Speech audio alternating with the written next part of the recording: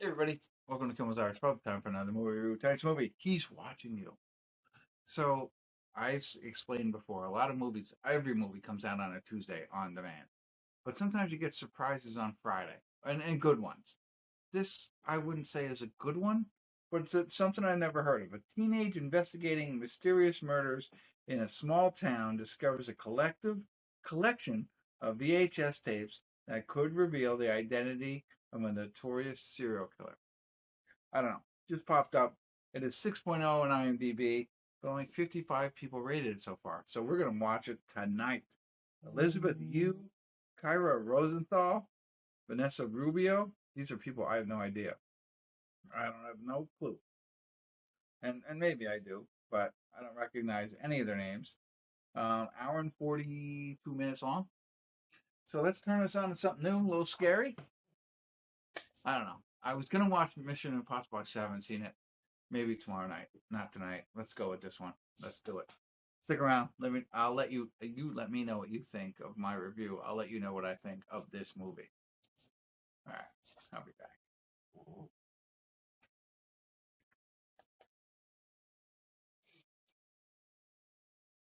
Hey everybody. We're at the credits of He's Watching You. And I took so many notes about this movie. It has so much potential and it almost hits that potential.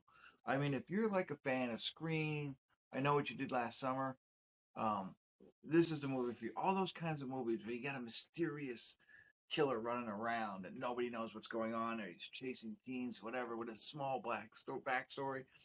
This is it for you. I mean, it's funny. It has two people from Cobra Kai in it, which is the girlfriend of, or the mom of Miguel, the girlfriend of Gianni. If you've seen Cobra Kai, you know who I mean. She's in it. Couldn't place her at first, and I was like, oh, that's who she is. And then also the tall, skinny kid with the dark hair in Cobra Kai. I forget which dojo he's in, probably at Cobra Kai at some point, but he's in it, and he plays the bully, right? So these kids, which I'm going to say they're twins. It's a guy and a girl, a kid, a boy and a girl.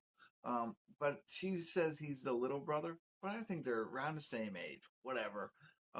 She's kind of popular, whatever. She's going to school, and her brother, he's kind of getting picked on. Now, let me jump off right there. This guy, his name's Cameron. I have no idea who the actor is, and I'm not looking it up because I'm not moving my notes right now. But Cameron is like, I wrote it down like Clark Kent. Now you don't get to see Superman in this, but you could see this kid. He just wore glasses to make him look nerdy and be bullied. But like he takes those glasses off. My man's a stud and a tough guy. That doesn't happen in this movie. Spoiler alert: he's just a nerdy guy. But no way. You could see through it. Like, and I thought that was going to be a part of the whole film. Like, this guy's just going to pop off and be like, take his glasses off and just be the man. Okay, spoiler alert, that doesn't happen. But he gets picked on a lot, right? And that happens. And that's your setup for the family. And then, like I said, the bully. Then there's some mysterious murders going on. Obviously, there's also, shouldn't say obviously, there's also this history of kids going missing in the neighborhood. And the bad guy that we're thinking about, the masked villain, is called the Pill.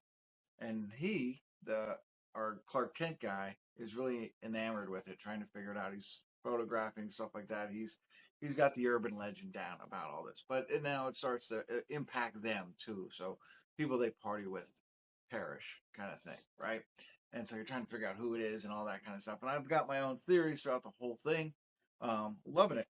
And I also this is the opening like all these same kind of movies set you up the same way. Like there's a big kill in the beginning. Remember the beginning of Scream, right? And what's her name was in it? Anyway, big superstar, boom, and then it starts the movie, right? And the music plays, and the music gets you all into it, right? Same kind of opening, same thing. I was like, this is just like those. It happens. It's like textbook. And I'm thinking to myself, watching this movie, and I really enjoyed it a lot. I was thinking to myself, like, what? I don't know any of the actors except for the ones that I already mentioned, who aren't big names. I don't even know what their names are. But I'm thinking to myself, it's just marketing. Like these people just didn't market this movie, right? And that's why it's not as big as those other movies because it's the same kind of stuff. Um, you know, and so that's my whole thought about this whole movie. Now, I also mentioned there's so much potential here. they just missed the mark a little bit. And I think it could have been fixed. And again, a lot of times this happens. I think they end up on the cutting room floor. I think people are probably like me and talk a lot and have like very descriptive and know this whole movie, right? It'll probably last 8 hours if the writer really had his choice. But that comes into, production and it's like, no, no, no, you can't do all that. You got to cut it back, got to cut it back, got to cut it back. And things get left on the floor. That's just my thought. I don't know if that's true, but it definitely missed a big portion of this. And so I'll just say this. The dad, right? So the dad of this family, they just say it was a tragedy or something. He died, but we don't know anything about that. And it's a big point of the movie. So there's little pieces like that that I won't go into greater detail until I get to the point. The only other critic, and it's funny because like movies I really get hypercritical about. There's transition pieces. Transition as in they're moving to a new scene. I'm calling them that. I don't know what they're really called in the movie world and on Hollywood, but that's what I feel like. Like, to give you an example, there's a transition from one scene to the next, right? So this all happens, and now they got to go to like daytime when they're at school, right? And they show the moon, and like, and transitions that way, like, and they zoom in on the moon. I was just that piece, like, I didn't think it was done well. I felt like that. Where was the other one there? Yeah, that was the big piece, right? I was like, okay, they went to a moon. There's another piece where a girl who they all knew gets murdered. So they all get in a fight at school. Then they get pulled into the principal's room. All of them. Like everybody who's in a fight. And they're like, oh, and your best friend just was murdered. And like one guy was like, oh, she was hot. Like it was supposed to be funny. And I get it.